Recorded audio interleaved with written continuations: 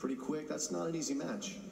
Yeah, and I knew that going in, so it's good. I've practiced with him, played doubles against him and singles too, so you have the information you need. You know he can serve 215, 220, no problem, for 5 hours, I guess. So that's what you are ready for, and I knew he was going to go for his shot, so it's a question about me focusing on my own serve, protecting that as well as I can, and then try to somehow get a break by good defense, or maybe he helps me out a little bit. And I think it was a bit of both, but he played a good match. First time, I guess, for him on Rod Laver Arena, and it was not easy. There's always a lot of expectations on the underdog too, so I thought it was a good match, and I enjoyed it, and I wish him the best for the season.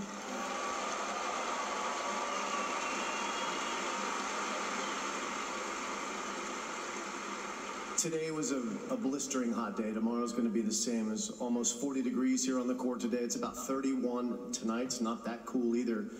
Is it daylight today? I would imagine you're thankful to play at night. Did you ask to play at night? Well, there's maybe 60 guys asking for stuff, so I'm one of those guys, yes. Do you think you have more leverage than some? Possibly, but it's not my call. It's their call. There's a guy like Novak, there's other guys who they're going to listen to, of course, the Aussies, but maybe also TV decides. I don't know what you guys ask for at night, but I'm happy I didn't have to go from night to day and then maybe back to night, so I'm happy to stay in the same rhythm, but I wouldn't have mind to play during the day. I hope I thrive under those conditions too, because if you want to get to the top, you got to be able to play in all conditions, but sure, it's helpful to play now rather than during the day. I'd say you've earned the right to play whenever you want to play, but that's just my opinion. But last year you came in here as a 17th seed, this year the number 2 seed. Last year started off a really magical year for you, and it was a magical run here. What are your top memories from your run to the title here in 2017?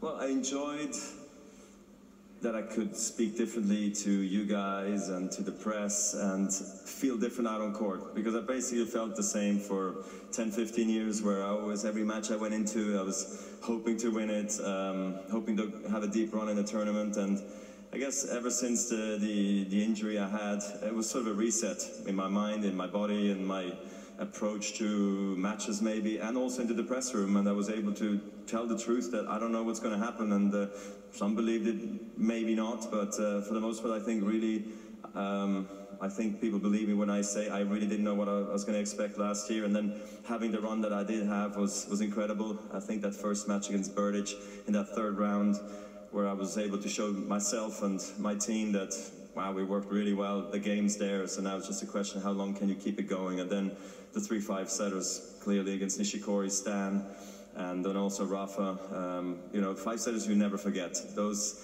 become very personal moments out on court, and you will talk about it with your opponent for a lifetime, really. It's that crazy. So clearly the 3-1 down in the 5th set last year in the finals was the moment. The way I was able to stay calm and pull off better shots as the match went on, and then, you know, the roller coaster of the Hawkeye situations at the end, and not knowing that I was going to blow my chance at the end after all, but I didn't, and it was maybe one of my favorite moments in my life on a tennis court. So you didn't forget much, that's for sure. Your next round is against someone that you're also quite familiar with, someone you've probably had a few 5-set battles, maybe you have. He's beaten you twice, this Frenchman. Don't imagine you remember how many times you've beaten him, so I'll just go ahead and tell you. 16 times, so you guys have played 18 times. Richard Gasquet, terrifically talented Frenchman, is next up for you. Thoughts on giving it a go against Richard and that sweet one-hander he has? Very much so. I love playing against one-handed guys, because we need to keep it alive, you know, for as long as possible. Because I don't think I'll teach my kids a one-handed backhand, so I just think the double-hander is more consistent, maybe, I don't know, but he's got one of the best in the game, best in history probably too, so I love playing the guy. He's got great variation.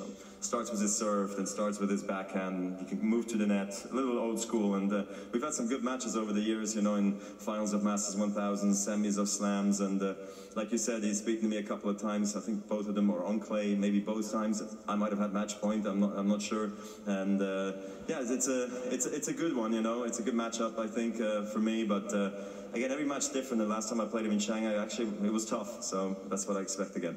Well, your racket skills are not in decline. Your cognitive skills not in decline. You're remembering a lot. Roger Federer is back in Melbourne. He's playing well, and we're going to let him leave and get ready for the third round. Way to go, Roger. Congratulations.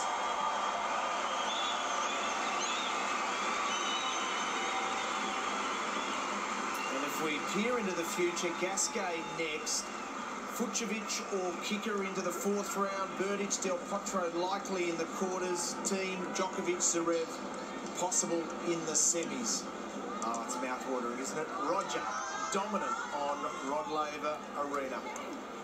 Super night of tennis tonight. Don't go away, though. Leighton Hewitt and Sam Groth.